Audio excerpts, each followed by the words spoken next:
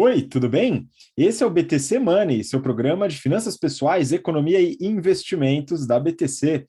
Meu nome é Gustavo Habib, eu sou instrutor de comunicação e negociação, e no episódio de hoje falaremos sobre criptomoedas, Bitcoin, Ethereum e NFTs também. O que está acontecendo, né? Quais são os movimentos nesse mercado? Por que alguns criptoativos, algumas criptomoedas estão caindo tanto? E por que esse mercado de NFTs está cada vez mais famoso também? A gente vai comentar um pouquinho sobre esses temas. E para me acompanhar aqui, estou com meu caríssimo colega de bancada, Rafael Lopes, instrutor de renda fixa, risco e performance do nosso curso de mercado financeiro, GFP. Fala, Rafa, beleza? Fala, Habib. Fala, pessoal. Tudo bem? Prazer estar com vocês novamente. Sim, vamos falar um pouco desse movimento maluco, né? Das criptos, que tem, acho que, assustado uma parte dos fãs das moedas e colocar um pouquinho da nossa visão sobre. Vamos lá. Pois é, e Rafa, essa ideia de estudar, né, sobre criptoativos vem muito daquele interesse, a gente até comenta sobre isso em episódios, né, de diversificação, e diversificação em vários tipos de ativos, né? E uma diversificação, né, eu não sou um grande fã de criptoativos, mas eu gosto da diversificação geográfica, de poder investir em mercados fora do Brasil, principalmente nos Estados Unidos, que acaba sendo o maior mercado aí, falando em ativos aí para a gente investir, ações, REITs, que são os fundos imobiliários lá, entre aspas, dos Estados Unidos, os próprios títulos públicos americanos, né? E existem ferramentas hoje aqui no Brasil com segurança, credibilidade para a gente investir lá fora. Uma delas é a Nomad Global, né? A primeira empresa que trouxe a possibilidade de ter conta em dólar para você que está ouvindo a gente aqui pelo podcast ou assistindo pelo YouTube. A primeira empresa com essa possibilidade, que hoje também é uma empresa onde você pode investir através de carteiras administradas, personalizadas para o seu perfil de investidor. A Nomad Global, ela é hoje uma das empresas com maior segurança, credibilidade e facilidade. Tem uma bela usabilidade aí para você poder começar seus investimentos no exterior com muita facilidade, tá? Um parceiro aqui do canal e você, como ouvinte assíduo aqui ou telespectador do YouTube, tem benefícios. Então, se você utilizar o cupom BTC15 na hora de realizar a sua inscrição e criar a sua conta, se você realizar a primeira remessa em até 15 dias da abertura da conta, você ganha $15 de cashback, beleza? Então não se desperdiça $15 hoje em dia com esse câmbio, hein, pessoal? Vamos lá. E um outro aviso pequeno, né? Só para terminar, né? Se você quiser entrar, o link está aqui na descrição, tá, pessoal? Então, BTC15 e entra aqui pelo link na descrição do episódio, né? E aí, só um convite que eu queria fazer para você, se você tem interesse em conhecer, pô, eu já ouvi falar da BTC, já me contaram dos cursos, né? Falaram que a aula é legal, tal, mas enfim, quero conhecer um pouco mais. A gente tem um presentinho aí para você. A gente vai fazer uma Open Class, uma aula gratuita para você saber como que é uma aula, aprender bastante aí nesse espaço de tempo, né? E aí, eventualmente, decidir se você vai se desenvolver junto com a gente, tá? A gente vai fazer uma aula falando sobre o que uma empresa precisa para crescer. Essa aula vai ser ministrada pelo Renato Aracaki, que é um dos participantes do outro podcast aqui que a gente faz, que é o BTC Journal, e a gente vai falar bastante sobre estratégia, finanças, e você vai entender um pouco como é nosso modelo. Vai ser no dia 2 de fevereiro, e o link para se inscrever também está na descrição do episódio, tá? Se inscreve lá, participa, é obviamente gratuita, né? E você com certeza vai aproveitar bastante. Bom, vamos lá para o episódio, então, Rafa. É o seguinte: a gente vai falar de criptoativos, né? E dentre eles a gente também vai falar de NFTs daqui a pouquinho. Mas é o seguinte, tem muita gente se assustando, a galera que falou, vou colocar uma graninha ali em Bitcoin, em Ethereum, tal. O pessoal tá super assustado, porque não para de cair, né, Rafa? Traz um pouquinho dos movimentos aí dos principais criptoativos aí, o que que está acontecendo? É realmente um pouco assustador. Se a gente olhar para a evolução dos preços, né? Vamos pegar aqui a Bitcoin, que fica um pouco mais, que é normalmente a moeda referência, né? Quando a gente está falando de criptoativos. Olha lá, o Bitcoin ele estava um pouquinho antes da crise da Covid, né? Em torno de US$ 30.000, que se a gente pegar o câmbio da época, né? Uma coisa em torno de US$ 8.000, mais ou menos US$ 8.000, 9.000, né? Que estava R$ 30.000, US$ 8.000, 9.000. E aí foi. Quando chegou mais ou menos em setembro, outubro de 2020, embalou numa alta que foi para chegou a bater os patamares de R$ 336 mil, mais ou menos. Então, olha lá, saiu de R$ 30 mil para 300, multiplicou por 10. Olha que maluquice, né? E aí, depois disso, teve duas grandes oscilações, voltou para 170, mais ou menos, aí subiu de novo, bateu os recordes, né? De novo nessa faixa aí dos 350, R$ 360 mil, e agora recuou de novo em questão de algumas semanas. Isso a gente está falando a partir de mais ou menos novembro de 2021 até agora, janeiro, ou seja, em 2 meses, caiu 50%, foi para R$ 150 mil, né? O que, claro, assim, mostra muita volatilidade, uns movimentos muito bruscos, muito agressivos, mas vamos entender um pouco do que aconteceu, né? Do porquê que houve esses grandes movimentos. Sem dúvida nenhuma, aquela alta muito expressiva no final de 2020 está ligada com os estímulos que foram dados, fiscais e monetários. Então, tinha tanto dinheiro no mercado, tanto dinheiro circulando, que uma parte desse dinheiro foi para os bitcoins. Aí você fala, mas não sei o quê, é porque agora vai se consolidar, a moeda vai realmente se tornar uma moeda mais amplamente utilizada, etc. Não, é simplesmente um fator muito mais técnico na minha visão, ou seja, um fluxo abundante de recurso, e esse fluxo uma parte estava sendo escoado para esse mercado das criptos e jogou o preço lá para cima. Teve aí ficar com aquela vol, né? O Musk fala, vou comprar Bitcoin, vou vender Bitcoin, agora a Tesla vai aceitar, não vai mais e tal, não sei o quê. Aí fica aquele vai e vem. Houve uma grande realização de lucro quando na primeira queda, depois subiu de novo e agora está tendo uma queda que aparentemente é uma queda mais definitiva, ou seja, há dúvidas, né, se a gente vai ver um retorno de novo para os patamares que bateu agora no passado recente. E, sem dúvida nenhuma, a queda que aconteceu agora é uma queda que está ligada principalmente aos desdobramentos, ao que tem acontecido lá nos Estados Unidos, né? Porque o Fed, a partir do momento que ele realmente apontou, né, e começou a indicar para o mercado que haveria aumentos nas taxas de juros e que eles diminuiriam todo o programa, né, de compra de ativos, ou seja, aquele programa que também injetava muito dinheiro na economia, os mercados começaram a reagir. Então, você viu, por exemplo, empresas, né, principalmente de empresas que ainda estavam trabalhando ou no prejuízo ou com lucro mais baixo, caindo expressivamente. E aí vários setores de tecnologia, biotech, etc., vários outros setores que têm empresas com esse perfil sofrendo bastante. E as criptos foram no mesmo caminho, ou seja, com um indicativo, né, da diminuição de todos esses estímulos, o mercado já começou a se antecipar e as criptomoedas começaram a cair bastante. Essa era uma coisa que era razoavelmente assim, a gente podia antecipar que esse movimento ia acontecer, só que a magnitude é muito complicada, né? Você não consegue dizer, sabe, que se as moedas dessas criptos vão cair 10, 20, 50, 80%. Ao que tudo indica, assim, esse movimento foi muito forte, essa última queda, né? Então, isso realmente acende um alerta e dá um pouco... Quem esteja nesse mercado vai ficar com um pouco de receio, e aí pode trigar aquela famosa reação em cadeia pelo medo mesmo, né? Ou seja, todo mundo começa a vender com medo da coisa cair mais, e esse movimento alimenta uma queda ainda mais expressiva, sem falar naqueles que fizeram, né, que tem uma estratégia de stop loss. Então vai trigando ali os níveis de preço nas quedas, e aí mais gente vai simplesmente vendendo porque bateu o stop loss, vai vendendo, isso vai alimentando. Vamos ver até onde vai essa queda, porque realmente nos últimos dias foi muito expressivo. Então eu falei só de um motivo, tem outros 2 ou 3 aqui para comentar, mas, sem dúvida nenhuma, talvez o principal motivo seja essa diminuição de estímulos monetários nos Estados Unidos. Vamos batendo papo aqui, depois eu vou trazendo os outros. Não, mas é interessante isso, porque você comentou dos números, né, relativos ao Bitcoin especificamente.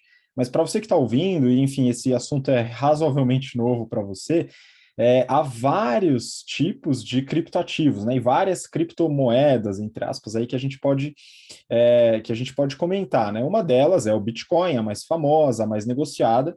Tem uma outra que também é bastante conhecida, que é o Ethereum, né? O Ethereum é uma criptomoeda que ganhou bastante popularidade, principalmente por causa do mercado de NFTs, os tokens não fungíveis, né? A gente vai comentar um pouquinho daqui a pouco, mas é um mercado que cresceu bastante, popularizou esse tipo de criptomoeda, porque existe uma associação entre o criptoativo e esse mercado de NFTs, eu vou explicar daqui a pouquinho, né?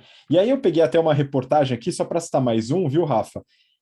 Da Infomoney, tá aqui o título: Ethereum está perdendo market share de NFTs para Solana. Então, a Solana é mais uma empresa, né, que atua nesse mercado de NFTs, que também tem essa estrutura, né? Então, quando a gente fala das criptomoedas, pelo menos as mais tradicionais, todas elas têm a estrutura do blockchain. A gente já falou sobre o blockchain no episódio passado, tá? No ano passado, então vai lá no histórico, na busca, a gente fala sobre a estrutura do blockchain, né? A criação de chaves únicas para determinadas transações, né? Para todas as transações que podem ser acessadas pelo público geral, tá? Então, como uma forma de segurança, né, de chave criptografada por transação, é muito interessante a tecnologia, né? A gente, inclusive, falou de vários usos legais que essa tecnologia pode gerar, como gestão de contratos, por exemplo, se a gente fala de escrituras de imóveis, etc., que é uma coisa que o pessoal está estudando.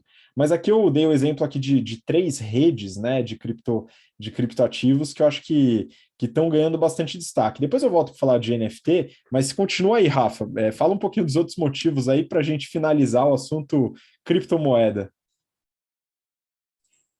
Bom, além dessa alta nas taxas de juros americanas, tem um segundo fator que tem sido apontado por alguns analistas, que é o aumento da correlação das criptos com as bolsas de valores, né? No caso, principalmente as bolsas dos países desenvolvidos, a bolsa americana particularmente.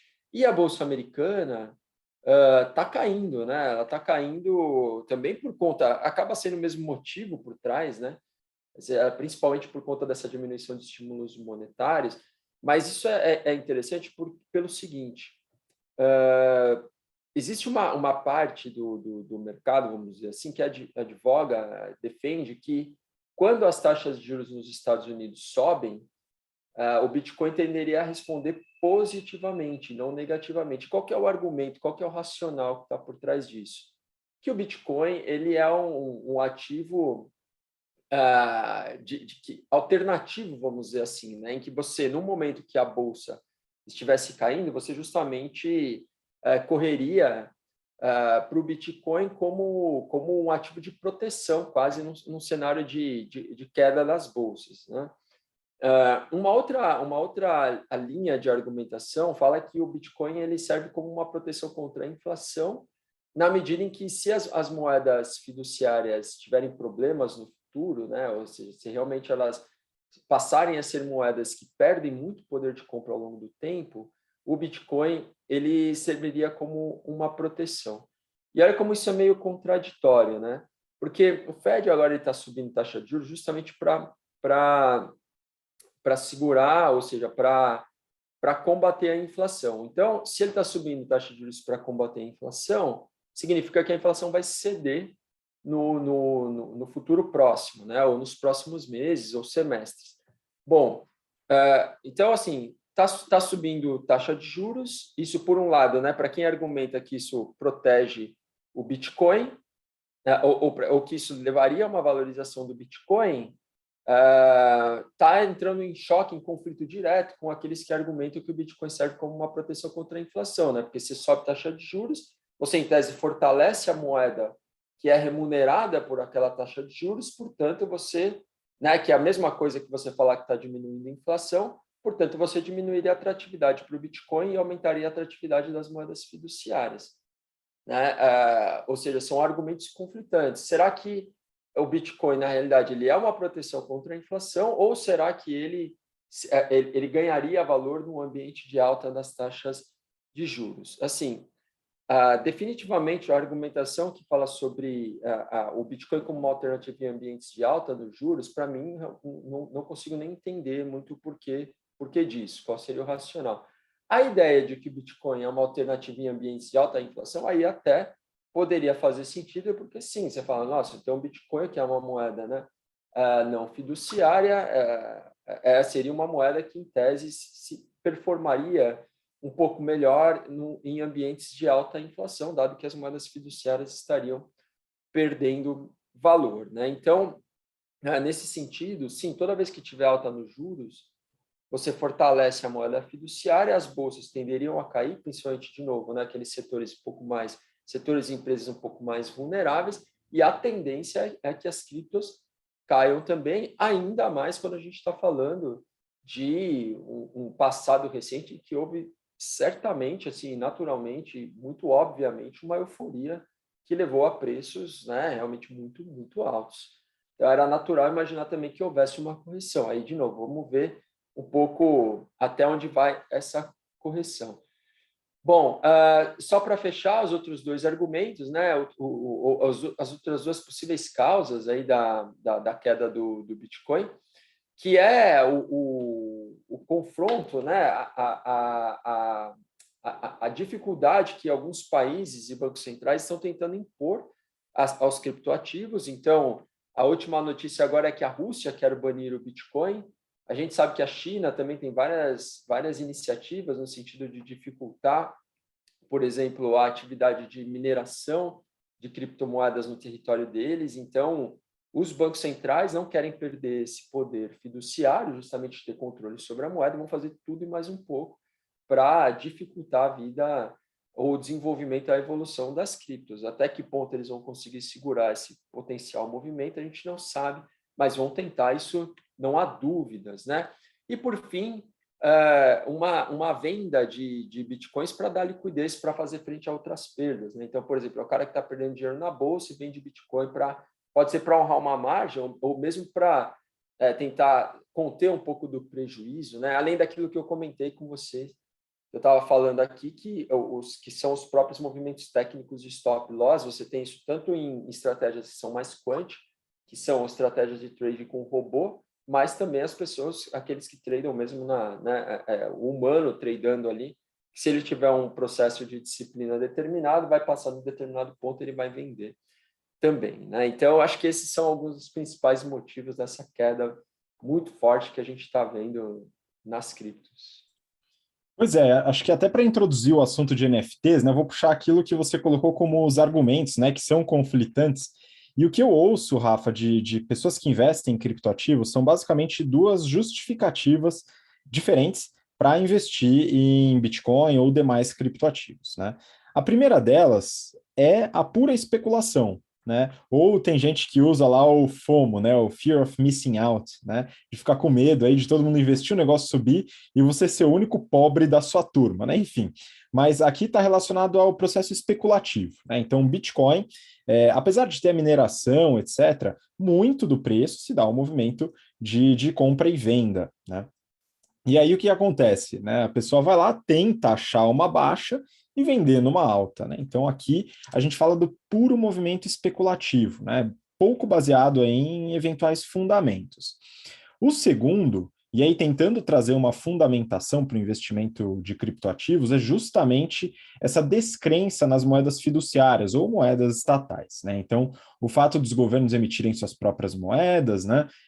Faz com que muitas vezes eles acreditem que as moedas percam valor. E aí tem uma crença que eu discordo, não só eu, claro, mas algumas outras pessoas também, de que o valor de algo está inerentemente, né, ligado à sua escassez, né? Ou seja, que a escassez por si só traz valor a algo, né? Eu não parto dessa premissa, né? Não acredito que ela seja verdadeira. E aí, isso é um pouco da linha argumentativa de algumas pessoas que defendem isso, né? Como o Bitcoin, por exemplo, né? A gente está falando aqui mais do Bitcoin, que é popular. Ele tem lá um limite de Bitcoins, 21 milhões, tal. Depois disso não tem mais como emitir. Ele teria essa escassez, né? E aí, com isso, ele vai ter o seu valor garantido. Já as moedas fiduciárias, como não tem uma escassez, né? Dado que os governos podem emitir sem custo marginal, né? Então, não teria esse valor aí no longo prazo, né? Ele vai perder o seu valor. Assim como já perde, então eles colocam todo o histórico, principalmente do dólar e tal. Beleza, então aqui é uma premissa que muitas vezes eles usam. Eu discordo por alguns motivos. Um deles é que a moeda estatal, né, ela está sob domínio de um Estado nacional, que tem o monopólio da força, que cobra impostos, enfim, que é organizado, e se não houver a moeda estatal, não há o próprio Estado, né? E eles também partem do princípio da tecnologia, do blockchain, né? Então, o blockchain seria o lastro aí, a tecnologia, por trás do investimento dentro do Bitcoin.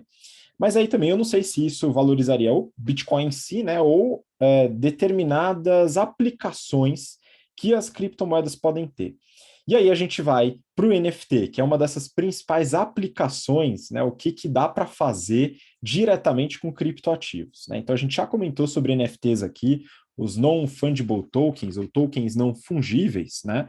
E aí eu vou só contextualizar, né? O que aconteceu na semana passada? A gente está gravando aqui, né, no finalzinho de janeiro, e semana passada o Neymar, um atleta aí de futebol aqui, né, da nossa seleção, que joga lá na Europa, ele adquiriu NFTs, né? Eu peguei uma notícia também do Infomoney aqui, o título é Neymar entra de vez na onda dos NFTs e paga US$ 1 milhão em 2 tokens de, entre aspas, macacos entediados. Né? Aqui eles falam de uma coleção chamada Bored Ape, né, macacos entediados, Yacht Club. Né? É uma série de imagens que são vendidas através da rede Ethereum, né, que é uma das criptomoedas. Essa imagem, como eu tinha comentado, né, no caso do blockchain, ela tem uma chave exclusiva, única, que representa que aquela imagem pertence ao Neymar. Né? Ele comprou duas, no caso, dois macacos aí, entediados, né, um diferente do outro, tal, um desenho. E aí, isso mostra que é dele, é uma exclusividade. Aqui está o senso de escassez, que é muito importante, né? Para a galera de criptomoeda, o senso de escassez talvez seja o conceito principal, tá?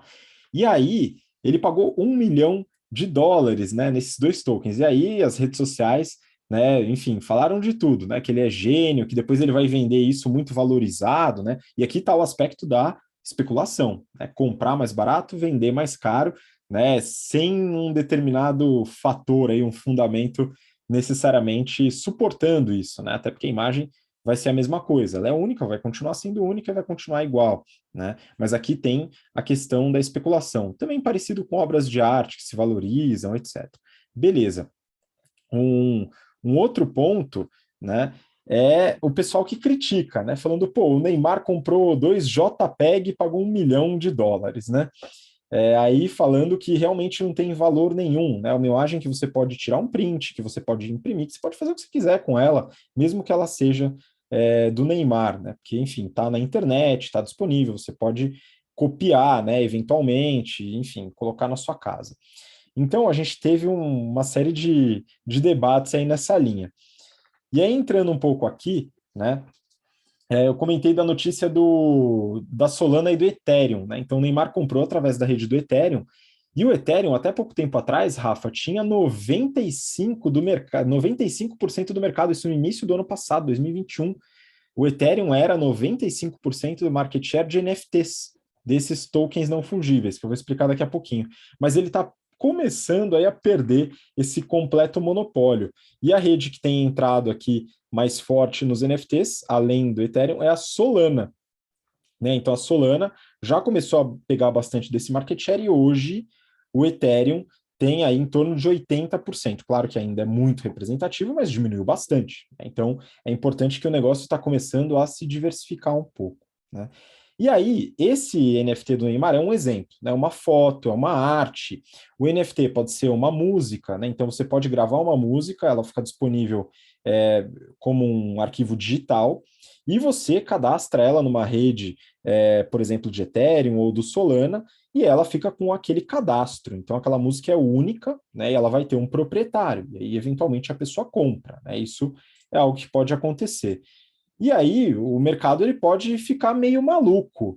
Né? Eu peguei aqui, Rafa, uma notícia do O Globo. Né? Olha o título: Jovem indonésio de 22 anos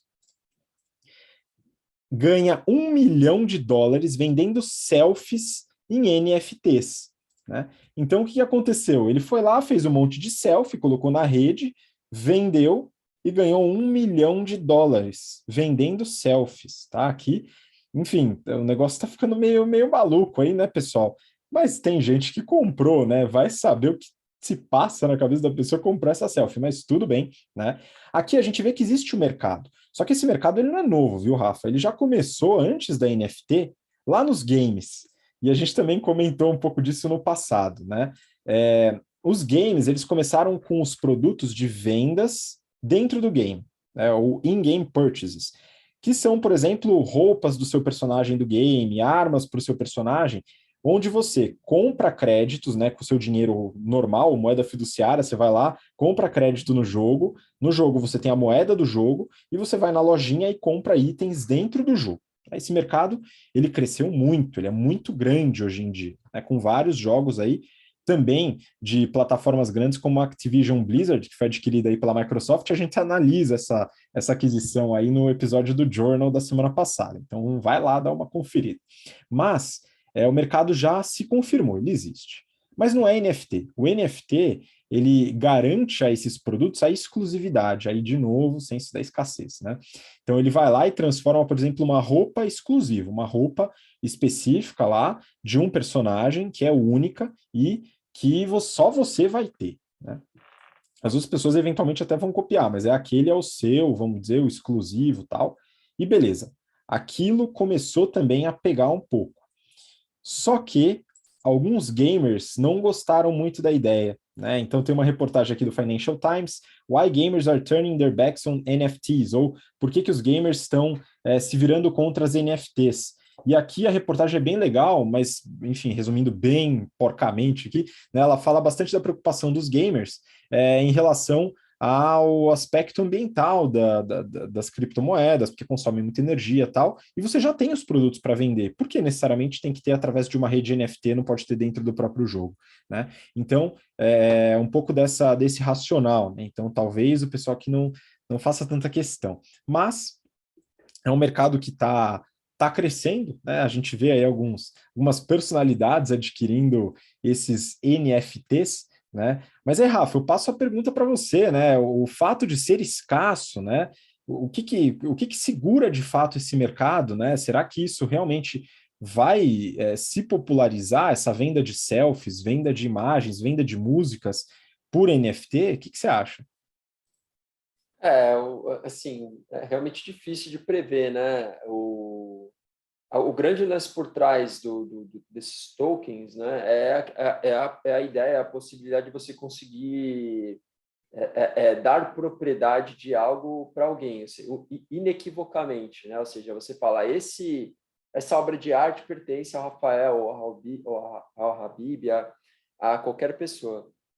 E aí, daí, o resultado, esses preços extremamente inflados que a gente tem visto, né, em várias NFTs, realmente é uma coisa assim que você não...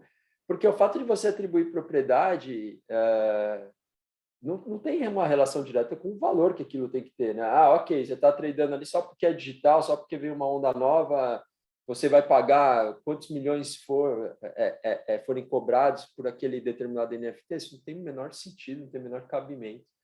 A gente não está falando de nenhum quadro do Van Gogh aqui, a gente está falando de umas coisas assim muito que assim realmente se você pegar, né, valor estético, valor de realmente trabalho que deu para construir, talento, se tem genialidade por trás daquilo, não tem nada disso, não tem nenhum desses elementos, então eu não sei realmente é muito uma onda meio maluca, né? Agora a escassez ela tem sim, acho que ela joga um papel, né? Ela atua da seguinte maneira: sempre que você tem desequilíbrio entre oferta e demanda, você vai ter esses casamentos de preço. E aqui, novamente, a gente está falando de um mundo em que existe uma liquidez absurda e que esse dinheiro tem que ir para algum lugar. Nesse sentido, a escassez tanto das criptomoedas, né, que existe por conta do custo de gerar novas, o custo de energia, que é muito alto, quanto se você consegue inflar uma NFT específica, você fala, só existe essa. Se você quiser esse macaquinho aqui com o banner na cabeça, óculos escuros, não sei o quê, só tem esse, você vai ter que comprar esse. Aí você junta esse sentido, né? Nesse sentido, a escassez, que não é uma escassez pelo fato de você não poder replicar, porque você pode fazer muito parecido em 5 minutos, né? Mas é a escassez no sentido de que daquele jeito, especificamente daquele jeito, só tem aquele e só uma pessoa é dona daquilo. E aí você junta com um ambiente que você tem esse caminhão de dinheiro entrando na economia, é óbvio que esse cenário dá espaço para esse tipo de distorção, né? mas o cara que paga, né, quem compra esses valores, tem que ter noção que no dia seguinte pode estar valendo zero aquele negócio. Então, no caso né, pessoas, investidores como o Neymar ou outros, talvez se ele perder 10 milhões de dólares, para ele não vai fazer tanta diferença, né? Mas para mim certamente faria. Nosso público aqui acho que também faria. Então, realmente é meio negócio, tem um caráter muito especulativo, sem dúvida, muito, muito, muito especulativo. Só para fechar rapidamente, acho que uma outra coisa importante é que tudo que está por trás dessa nova realidade, né, desse crescimento de tudo que está ligado com os tokens, né, com essa tecnologia do blockchain, que você pode usar para dar propriedade de qualquer coisa, seja de uma moeda ou de qualquer outra coisa, isso é muito complexo. O futuro também, como realmente isso vai se estabelecer, qual a moeda vai se estabelecer, qual a tecnologia, né, de rede que vai servir como pano de fundo para os NFTs, etc. É muito difícil antecipar, muito difícil prever. Então, eu acho que qualquer pessoa que vai investir nesse mercado também tem que dedicar muito tempo para estudar, para ler, escutar palestras, né, ler os livros aí de algumas pessoas que são referência nesse tema, antes de sair fazendo loucura ou de colocar um percentual maior do patrimônio investido nas criptos ou nos NFTs, né? Pois é, Rafa, assim, também enfim, caminhar para a conclusão, né? Eu acredito, a gente já falou isso no outro episódio, que esse modelo de blockchain, ele é um instrumento interessante para garantia de propriedade, né? Como se fosse um contrato, né? Pelo fato de ser praticamente inviolável ou inviolável, né? Enfim, aí fica a critério aí dos técnicos aí para ver se isso pode acontecer ou não, mas a princípio não rola, né? Então ele tem uma grande segurança, só que é o instrumento.